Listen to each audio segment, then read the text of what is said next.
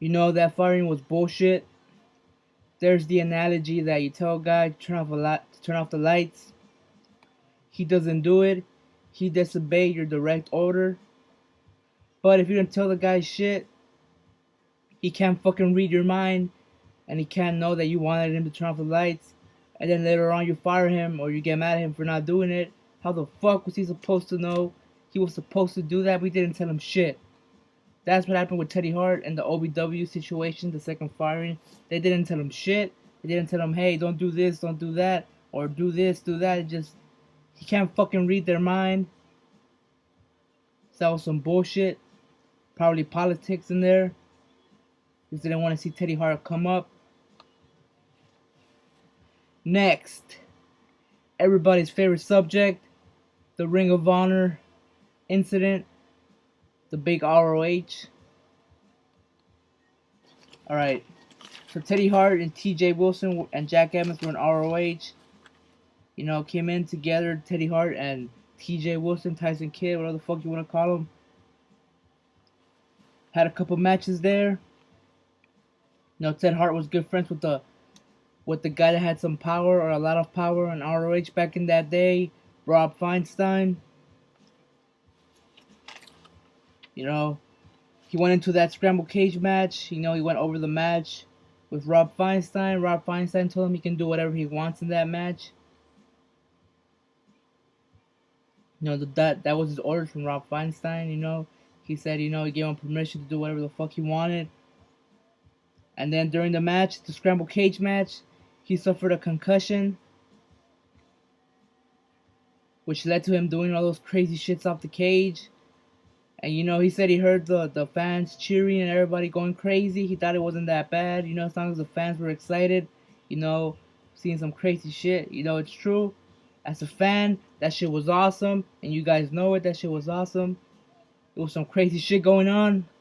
As a wrestler, you would be kind of mad or pissed off. I saw the scramble cage match, the end of it where he does all that crazy shit. The first dive to me looks like it was planned because the guys down there out on the outside of the ring, they were getting ready for it. And after Teddy Hart dove, Jack Evans threw himself off the cage too. The second dive didn't look planned, but it looked like the guy had time to prepare and get ready because Teddy Hart like grabbed his body and moved it to kind of to the middle of the ring so you go shoot the shooting star press. So the guy had time to prepare, you know, to take that shooting star press or get ready, you know, see it coming. The third and final dive he did off the cage, that one didn't look planned. He did like a moonsault off the cage into the outside. Like part of his body hit the barrier. You know, he could have gotten himself fucked up. Nobody really catched him in that one. So that to me that was the only one that looked unplanned or not safe, whatever the fuck you want to call it. He also did the moonsaults, but I mean those moonsaults didn't hurt anybody. He was just doing moonsaults to showboat or whatever. So that was the famous ROH incident. You know, fans were going crazy. Wrestlers were pissed off. You know, the main guys of ROH were pissed off, like CM Punk, AJ, Daniels, Joe, Homicide. You know, because they had to follow that match. You know, it's going to be hard to follow a match that was just so freaking awesome with crazy ass shit in there. It's like Undertaker and Shawn. I mean, when Triple H and Randy Orton went after, you just couldn't follow it. It just wouldn't be as good. That's what happened that night. The next match just wouldn't be as good as that scramble cage match. So you know people were getting mad, which led to Teddy Hart being blackballed, kicked out of Ring of Honor. But that's cool though,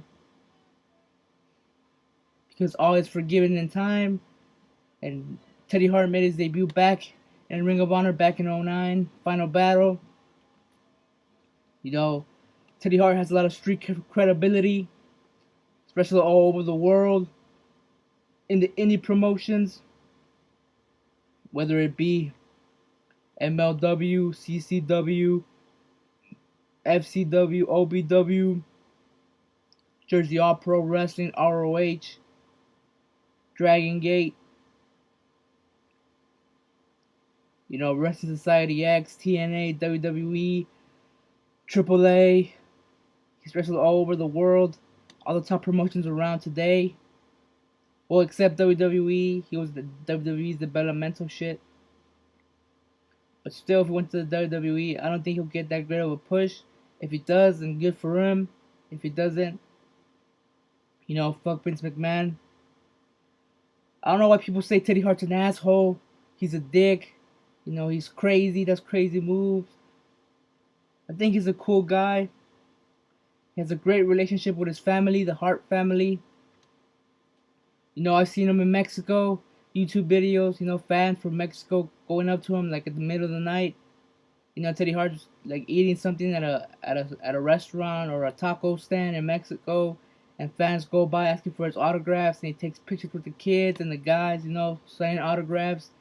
While he was eating, he's not if he was a dick, he would have been like, fuck you, I'm eating, leave me alone. He's a cool guy. He's earned my respect. And I know he's earned respect of a lot of other guys. He puts his body on the line, tries to entertain us, the fans, gives it his all, whether it be 10,000 people in the crowd or just 100 people in the crowd. Teddy Hart will deliver. He'll bust his ass to give you a good show. He said the reason he's still wrestling right now is for the few fans out there that still believe in him and support him. I respect that guy for what he's done. He's one of my favorite wrestlers around today. Got all my info on this shoot interview with Teddy Hart.